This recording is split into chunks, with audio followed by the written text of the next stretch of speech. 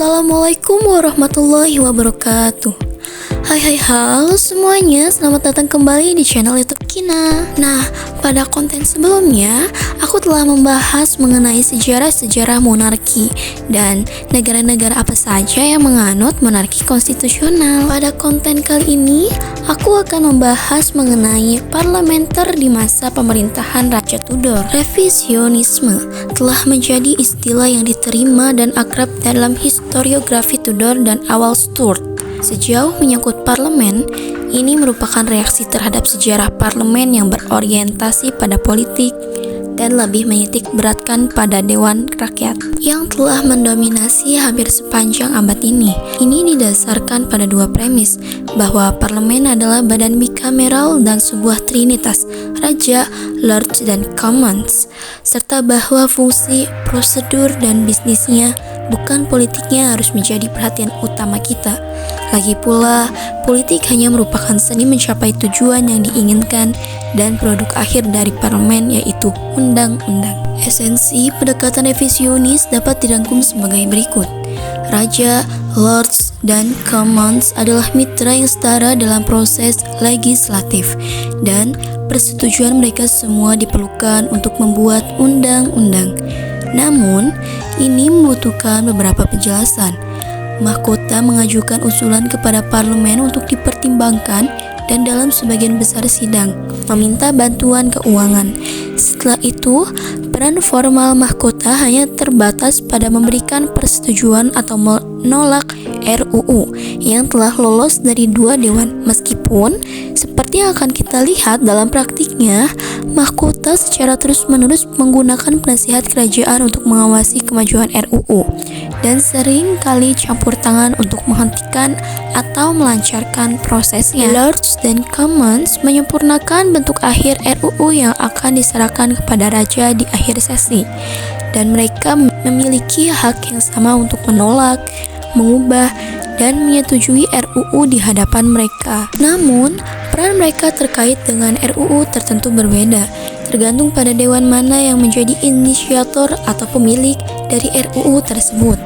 Dan parlemen adalah pertemuan antara mahkota dan kelas penguasa, mengingat keberadaannya baik pemanggilan maupun pembubarannya atau penangguhannya ditentukan oleh raja. Maka pertemuan tersebut adalah sebuah institusi kerajaan. Parlemen diadakan untuk melengkapi raja dengan undang-undang baru dan pendapatan tambahan yang juga ditetapkan dalam bentuk undang-undang yang akan memungkinkannya memerintah secara efektif. Dalam pertemuan apapun yang dihadiri oleh para penguasa yang agresif dan percaya diri, yang terbiasa memberi perintah dan ditaati, pasti akan terjadi bentrokan kepribadian, pendapat, dan kepentingan. Tidak realistis untuk mengharapkan setiap Raja Tudor, para uskup, dan bangsawan, serta sejumlah besar perwakilan dari kalangan gentri dan oligarki kota bekerja sama dengan sempurna selama sesi parlemen. Orang-orang yang keras kepala, pembuat onar, dan pembicara yang berlebihan, serta mereka yang memiliki pandangan ekstrim atau keyakinan mendalam yang berani dan kurang diplomatis selalu ada. Mereka yang menyuarakan penentangan pada tahun 1523 terhadap pajak berat yang dihabiskan untuk perang sia-sia dan akuisisi wilayah tak berguna di Prancis. Sir George Throckmorton yang mengkritik pembatalan pernikahan pertama Henry VIII pada awal 1530-an. Peter dan Paul Wentworth yang mengancam penyalahgunaan hak istimewa parlemen oleh ratu pada 1560-an dan 1570-an. Pemerintahan uskup Gardiner oleh rejim bangsawan berturut-turut pada masa pemerintahan Edward VI, sebagian karena dia mewakili ancaman parlementer yang serius. Perentangan para uskup dan bangsawan Katolik menghadapi reformasi Edwardian, tindakan Lord Paget pada April sampai Mei 1554, dan perlawanan keras para uskup Marian terhadap penyelesaian Elizabeth pada 1559. Namun, di kedua dewan mereka ini adalah pengecualian dari kerjasama normal yang terjadi di dalam pertemuan-pertemuan Tudor. Jika ketika parlemen secara teratur menjadi ajang konflik dan oposisi. Pada tahun 1629, Charles I memberikan jawabannya ketika dia memutuskan untuk meniadakan parlemen untuk sementara waktu, dan sebagai gantinya mengandalkan pungutan non-parlementer untuk menyeimbangkan pendapatan dan pengeluaran. Sampai tahun 1620-an, kritik, perselisihan, dan oposisi hanyalah penyimpangan dari norma.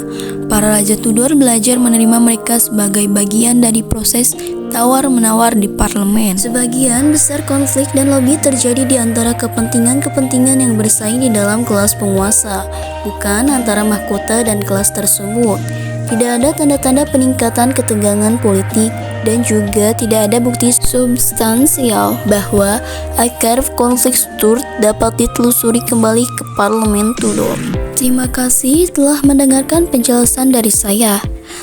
See you di konten selanjutnya. Wassalamualaikum warahmatullahi wabarakatuh.